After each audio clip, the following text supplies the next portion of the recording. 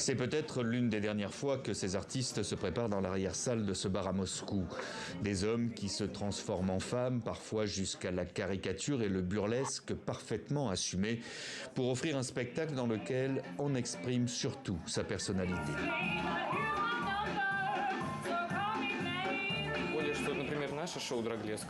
Dans notre spectacle, le Draglesque, nous ne faisons pas de propagande. Nous promouvons la créativité, nous célébrons la culture du travestissement qui existe depuis de très nombreux siècles, non seulement à l'étranger, mais aussi ici en Russie. La communauté LGBT+, déjà marginalisée depuis des années, victime de pression et même de répression, doit maintenant faire face à un durcissement des lois à son encontre, où toute personne reconnue coupable de ce que le Kremlin appelle propagande est passible de très lourdes amendes et même de peines de prison pouvant aller jusqu'à 2 ans.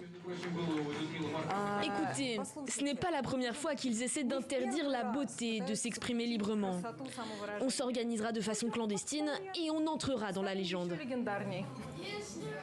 Plus largement, des livres aux films, en passant par les publications sur les réseaux sociaux, et même certains jeux vidéo tombent sous le coup de ce durcissement des lois, présenté par les autorités russes dans le contexte de la guerre en Ukraine, comme un acte de défense idéologique face aux Occidentaux.